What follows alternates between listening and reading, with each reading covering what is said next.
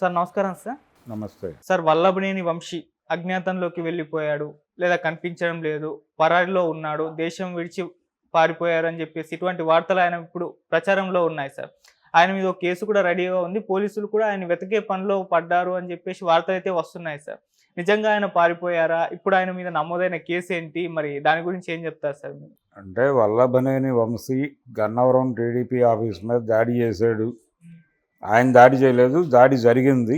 Okay. దాడి జరిగిన మాట వాస్తవం. ఆ వీడియోలు, ఆ కటింగ్స్ అందరూ చూశారు. అదే సందర్భంగా తెలుగుదేశం నాయకులను అరెస్ట్ చేశారు, పట్టాభిని అరెస్ట్ చేశారు.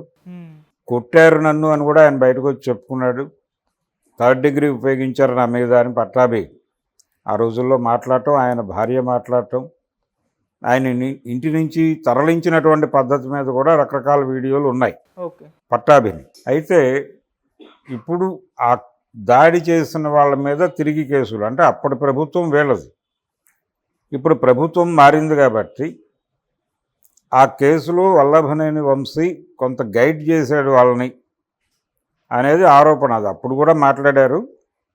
అదే ఆరోపణల ప్రాతిపదికగా ఇప్పుడు వచ్చినటువంటి కొత్త డిఎస్పి ఇలాంటి నిర్ణయం తీసుకుని ఈయన అరెస్ట్ చేస్తాడు. ఆల్రెడీ ఆయన తిరుగుతున్నాడు, ఈయన పరారీలో ఉన్నాడు, ఎక్కడున్నాడో తెలియదు. ఆయన దేశం దాటి వెళ్ళిపోయాడా, లేకపోతే దేశీయంగానే ఉన్నాడా, దేశంలో ఇంకెక్కడైనా ఉన్నాడా, లేకపోతే గన్నవరం పక్కన ఉన్నటువంటి విజయవాడలో ఉన్నాడా అనేది చర్చ. అయితే వల్లభనేని వంశీ ఒకడే కాదు, ఇప్పుడు అక్కడ మంగళగిరి దగ్గర ఉన్నటువంటి తెలుగుదేశం పార్టీ కేంద్ర కార్యాలయం మీద కూడా ఒక దాడి జరిగింది. ఆ దాడి జరిగినప్పుడు 21 అక్టోబర్లో జరిగింది ఆ దాడి. ఇవన్నీ అదే టైంలో జరిగిన దాడులే. కాబట్టి ఆ దాడి సందర్భంగా పోలీసుల్ని ఇన్వాల్వ్ అవ్వద్దు అని చెప్పి, వైసీపీ కార్యకర్తలు దాడి చేస్తాము అని చెబితే మీరు దాడి చెయ్యండి అని వాళ్ళకి చెప్పి, పోలీసులారా మీరు ఇన్వాల్వ్ అవ్వకండి, వీలైతే అక్కడి నుంచి తప్పుకోండి అని చెప్పి పోలీసుల్ని తప్పించి ఆ దాడికి సహకరించాడు అనే ఉద్దేశంతో సజ్జల రామకృష్ణారెడ్డి మీద కూడా ఒక కేసు ఫైల్ చేయడానికి ప్రయత్నాలు జరుగుతున్నాయి. ఆ రోజున కేంద్ర కార్యాలయం మీద దాడి చేసిన వాళ్ళలో, దాడి నిర్వహించిన వాళ్ళలో దేవినేని అవినాష్ ఉన్నాడనే మాట కూడా బయటకు వచ్చింది. ఈ అకౌంట్లో దేవినేని అవినాష్ ఆల్రెడీ ముందస్తు బెయిల్ కోసం వేసుకున్నాడు. ఇప్పుడు అదే బాటలో సజ్జల రామకృష్ణారెడ్డి గారు కూడా పెడుతున్నాడు. ఈ ముందస్తులు యాక్సెప్ట్ కాకపోతే, ఇప్పుడు ముందస్తు మీద చంద్రబాబు గారి ముందస్తు మీద రకరకాలుగా జోకులు వేసాడు సజ్జల రామకృష్ణారెడ్డి. వీళ్ళిద్దరే కాదు, ఆర్కే ఇది కూడా ఉంది, ప్రమేయం ఉంది ఆ రోజున దాడిలో అని చెప్తున్నారు. ఎవరు? మంగళగిరి మాజీ ఎమ్మెల్యే రామకృష్ణారెడ్డి, వారి పాత్ర కూడా ఉంది అని మాట్లాడుతున్నారు. ఇప్పుడు వీళ్ళందరి మీద కలిపి కేసు పెట్టి వీళ్ళందరినీ లోపల వేయాలనేది ఒక ప్రోగ్రాం నడుస్తోంది.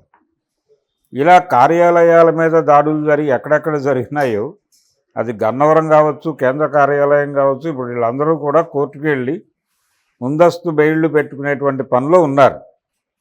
ఈ ముందస్తు బెయిళ్లు అడ్మిట్ అయితే బయట ఉండి కోర్టు వాయిదాలకు వెళ్తారు, లేకపోతే లోపల నుంచి వాయిదాలకు వెళ్తారు. లోపల నుంచి వాయిదాలకు వెళ్ళిన తర్వాత కొద్ది రోజులకు న్యాయస్థానానికి నమ్మకం కుదిరితే బెయిల్ ఇస్తారు, బయటకు వస్తారు. ఇది కార్యక్రమం. 52 రోజులు బెయిల్ లేకుండా లోపల కూర్చున్న చరిత్ర ఉంది కదా చంద్రబాబు నాయుడుకి. అంతకంటే ఎక్కువ రోజులు, సంవత్సరం దాటి జైల్లో ఉన్నాడు కదా ఆయన, 16 నెలల పైన జగన్మోహన్ రెడ్డి. కాబట్టి ఈ వ్యవహారంలో ఇప్పుడు జరుగుతున్నటువంటి విజయవాడలో పోలీసులు రంగప్రవేశం చేసి పెడుతున్నటువంటి కొత్త కేసులకు సంబంధించి ఎవరెవరు అరెస్ట్ అవుతారు అనే దాని మీద రకరకాల స్పెక్యులేషన్స్ ఉన్నాయి. సజ్జల అరెస్ట్ అయ్యే ఛాన్స్ ఉంది. అంటే ఆయనకి బెయిల్ గ్రాంట్ కాకపోతే ఇమ్మీడియట్గా ఆయన లోపలేస్తారు, ఎందుకంటే ఆయనే కెలుక్కున్నాడు ఇప్పుడు అని చెప్తున్నారు. ఆయనతో పాటు ఆర్కేతో పాటు ఇప్పుడు ఇందాక మనం ప్రస్తావించినటువంటి వల్లభనేని వంశీ. ఈ కార్యాలయాల మీద దాడులు, కార్యకర్తల మీద జరిగినటువంటి దాడులు, కార్యకర్తల మొరేల్ దెబ్బతీయటానికి రకరకాల ప్రయత్నాలు చేసిన వాళ్ళు, వీళ్ళందరి మీద కలిపి కేసులు పెట్టే పనిలో టీడీపీ గవర్నమెంట్ ఉన్నట్టుగా అయితే అర్థమవుతోంది. ఈ ప్రోగ్రాంలో భాగంగానే ఈ కేసుల్లో వీళ్ళందరినీ అరెస్ట్ చేస్తారా, లేకపోతే కోర్టు వీళ్ళు ఆల్రెడీ పెట్టినటువంటి